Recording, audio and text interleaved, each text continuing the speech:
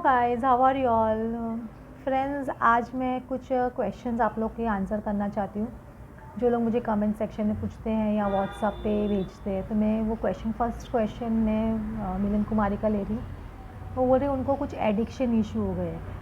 आपको बहुत टाइम से आप बहुत कोशिश कर रहे हो, वो एडिक्शन इशू नहीं जा रही है। अगर आपको एडिक्शन इशू है तो मैं आपको सब बता देती हूँ। किसी को भी एडिक्शन इशू किसी भी तरह का, चाहे वो मोबाइल पे बहुत देर बैठना हो या एक ही चीज़ें बार बार बहुत करना हो या ड्रिंकिंग हो या स्मोकिंग हो या किसी भी तरह का, और भी कई तरह का एडिक्शन हो सकता है। किसी को, बहुत लोगों को होता है एडिक्शंस। तो अगर वैस तरह का कोई एडिक्शन आपको है तो इसका मतलब है कि आपका सैक्रल चक्र बहुत वीक है। सैक्रल चक्र वीक होते तभी हमको एडिक्शंस की प्रॉब्लम होती है। तो आपको अपने सैक्रल चक्र पे वर्क करना चाहिए।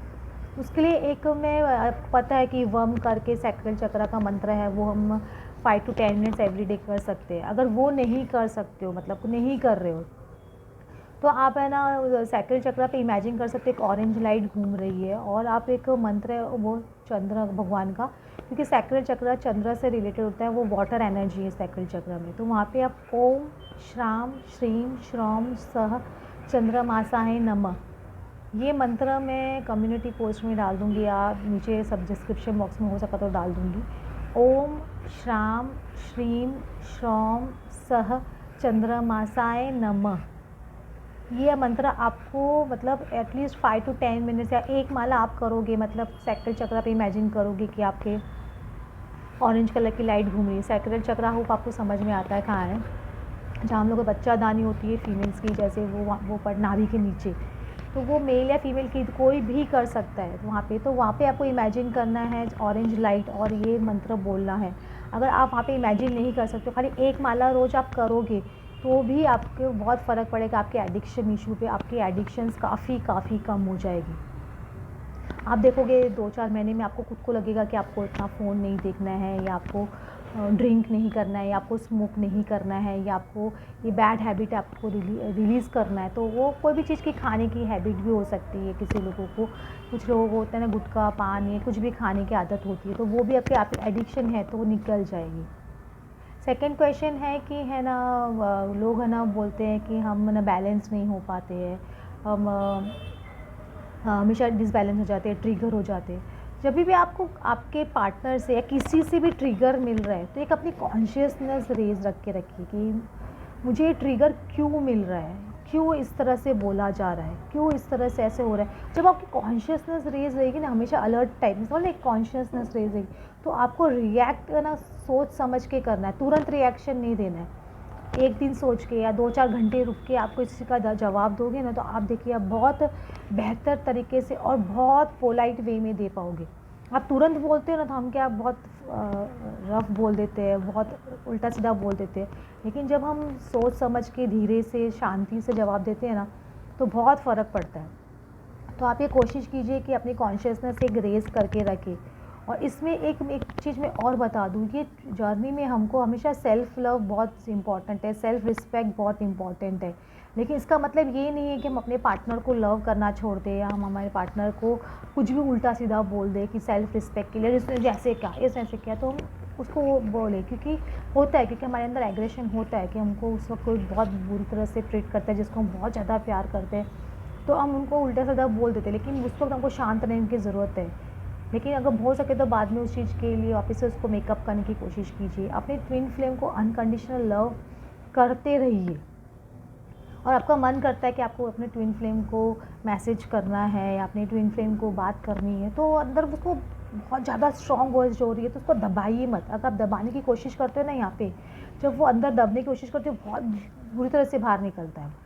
इसलिए आपको जब ट्रिगर मिलता है या कुछ होता है तो वो दबा हुआ अंदर होता है ना, वो बहुत बुरी तरह से बाहर आता है। अगर आप अपने मन की सुन के करते हो जो कुछ भी, तो आपको देखना कि आप ना डेफिनेटली अच्छा करोगे। मतलब उनके साथ में आपका रिलेशनशिप धीरे धीरे इम्प्रूव होने लग जाएगा, ट्विन फ्लेम या सोलमेट जो भी हो।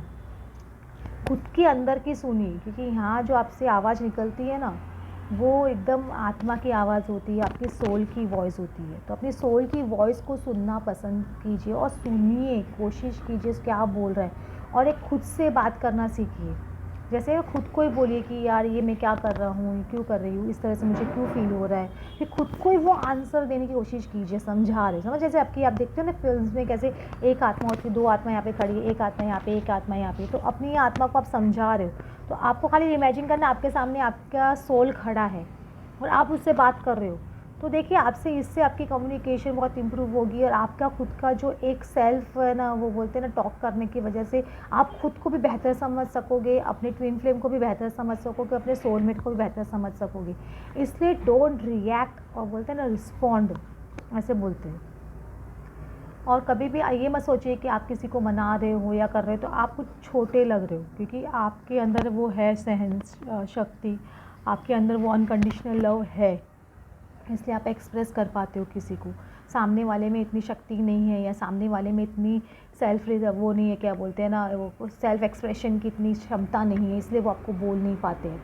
हमें कभी भी सामने वाले का पॉइंट ऑफ व्यू भी समझना चाहिए कि वो इंसान क्यों मना कर रहा है, अभी क्या प्रॉब्लम्स है, क्या किस वजह से वो ऐसा बिहेव कर रहा है, ऐसा बिहेव कर रही है।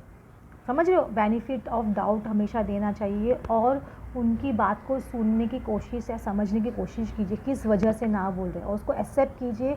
और फिर भी हो सके तो उनको मनाने की कोशिश कीजिए, नहीं मान रहे ठीक है, उनको टाइम दीजिए, क्योंकि गॉड अपने आप उनको समझाएगा। होप आप लोगों को समझ में आ रहा है। तो अपनी जर्नी में एक अपना फेथ बहुत स्ट्रॉन्ग रखिए, रोज़ पॉजिटिव सोचना बहुत ज़रूरी है। नेगेटिव थॉट से आपकी बहुत ज़्यादा है ना प्रॉब्लम शुरू होगी। और जो लोग इनर वर्क करते हैं उनको फिज़िकल ऐसे बोलते हैं ना, पेन बहुत महसूस हो सकता है, या वो लोग बार बार बीमार बहुत पड़ सकते हैं। तब उस टाइम पे आप लोग को चक्रास नहीं करना है। जब आप बीमार पड़ रहे हो, या आपको बुखार आ रहा है, या आपको बहुत ज़्यादा पेन हो रहा है, तो आपकी किस हिसाब से कुंडली जागृत हो रही है, आपके अंदर जो कचरा है वो बाहर आ रहा है, तो आपको उस वक्त आपको चक्रास थोड़े दिनों के स्टॉप कर देना चाहिए। समझ रहे हो, फिर बाद में आप जब आप नॉर्मल फील करो फिर से स्टार्ट करो। समझ रहे हो, इस तरह से अपना इनर वर्क कीजिए। समझ रहे हो, कोई भी चीज़ कर रहे हो, इसका मतलब इनर वर्क खाली चक्रास ही नहीं होता है, क्योंकि जब आप सपोज चक्रा करना स्टॉप कर दिए तो आप अपने आप की हीलिंग कीजिए कि वाइट लाइट आपके ऊपर फॉल हो रही है, आपके सारे बॉडी को क्लीन कर रही है, आपको हील कर रही है। इस तरह से आप इमेजिन कीजिए आपके और आपके ट्विन फिल्म को या अपने पार्टनर को। इस तरह से जब इमेजिन करते हो ना, तो आपके पार्टनर की हीलिंग ऑटोमेटिकली होती है, आपकी भी हीलिंग होती है। ऐसा इमेजिन करना बहुत ज़रूरी है। तो नहाते वक्त भी आप इमेजिन कर सकते हो कि शावर से वाइट लाइट फॉल हो रही है, आपकी पूरी बॉडी को हील कर रही है। जहाँ आपको लग रहा है वो चक्र में प्रॉब्लम है, वहाँ पे हीलिंग हो रही है। एक लाइट जा रही है, वाइट लाइट, जो आपको हील कर रही है। इस तरह से आप इमेजिन करोगे तो देखिए बहुत जल्दी हीलिंग होती है। ये भी एक तरह का मेडिटेशन है। या आप अकेले भी बैठ के कहीं भी कर सकते हो, या आप कहीं जा रहे हो ट्रैवल कर तो अभी भी सोच सकते हो। ये हीलिंग का बहुत ही अच्छा मेथड है, और देखिए वर्क करता है। आप 2-4 बार करोगे, 6-7 बार करोगे, आपको खुद को डिफरेंस दिखेगा। हो फ्रेंड्स, आपको आज के क्वेश्चंस में काफ़ी आंसर्स मिले होंगे, और आपको कैसा लगा वीडियो प्लीज़ कमेंट कीजिए। Thanks for watching.